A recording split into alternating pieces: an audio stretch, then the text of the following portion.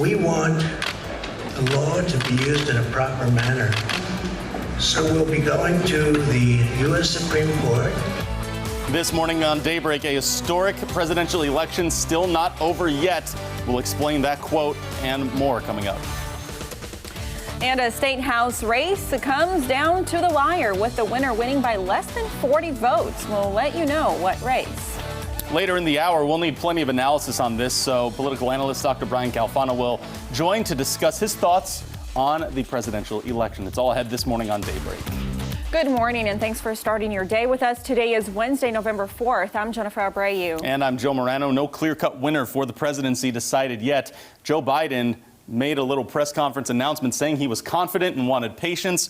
Donald Trump said that he didn't want ballots counted after yesterday, and he would take this case to the Supreme Court if needed, as you just heard right there. So a lot to sort through. And we'll have much more on that later on this morning. We continue following that map, the AP map we have been following. Still, some states have not called, and they're counting those numbers. ozarksfirst.com, you can follow that map as well. And we'll have that for you plenty within this next hour here. But meteorologist Beth Finello is joining us this morning first, and she is telling us, get set for another pleasantly warm day today. Oh, it's just so nice. I opened my windows. I went for a walk yesterday. Probably going to do it again today because temperatures are going to be in the 70s again. Yeah, you said it's feeling like spring in November, and that's the real winter today. Yeah. I would take that. You know, it doesn't feel like this in November. No, normally we're in the 60s. We're starting off our day in the 40s. This morning, we're starting off our day in the 50s, and then by this afternoon, we'll be in the 70s again. So satellite and radar showing you a few more clouds than we've been dealing with.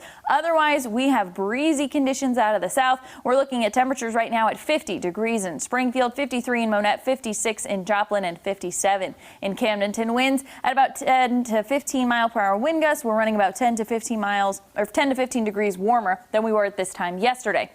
So as you're heading out the door, you might need some light jackets. Otherwise, you won't need them by this afternoon with those temperatures in the middle 70s. No road hazards this morning. I don't expect any rain chances today, tomorrow, even into this weekend. Another A-plus day for you on this Wednesday. We're shooting for a high of about 74 here in Springfield. Warm, breezy, and sunny. Don't forget your sunglasses as you head out the door. And of course, your mask, your phone, your keys, and your wallet as you're starting your day. We've got more on your warm and breezy day. Some fire concerns and more sunshine as we head into the weekend before rain chances return next week. We'll do that in 10 minutes.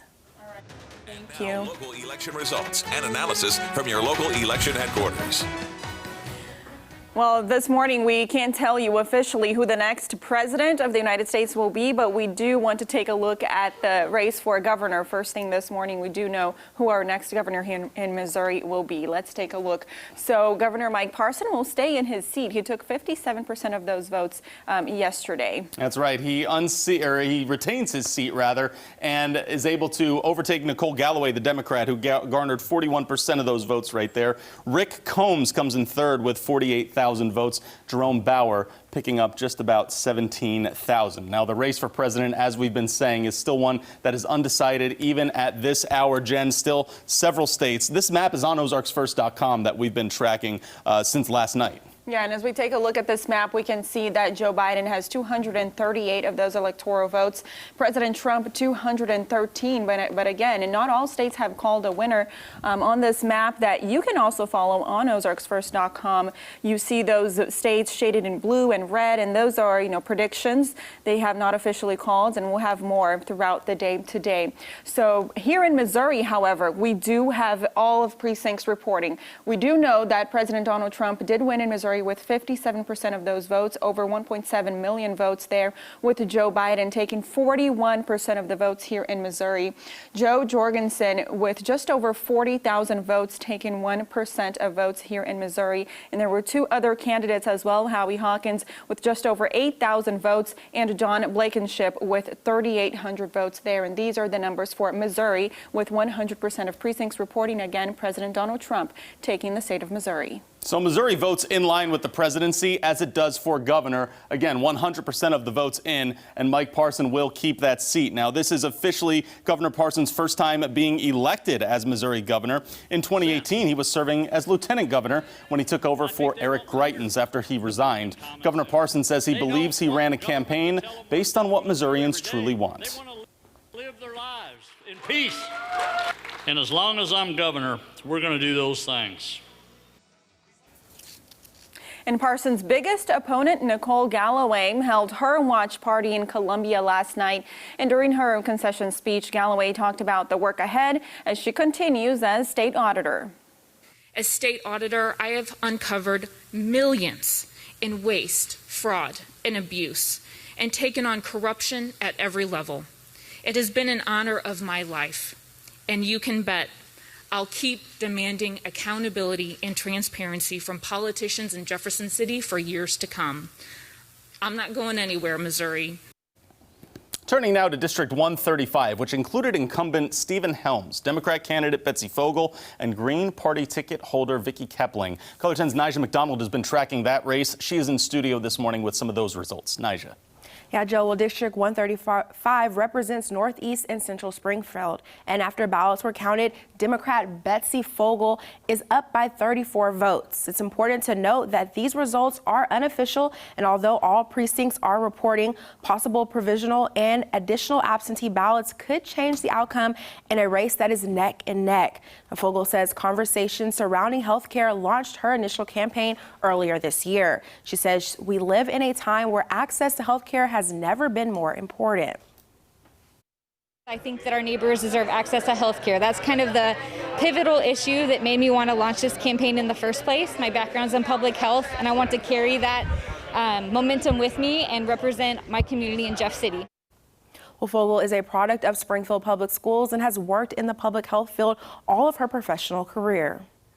All right, Nija, thank you. Looking at election news from around the region now, the first ever black woman to represent Missouri has been elected.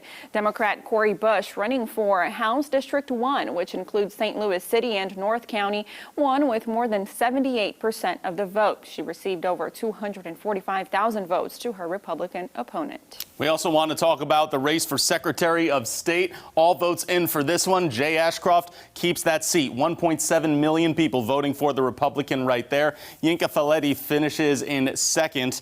Ashcroft spoke to us about the election process and his thoughts on the win.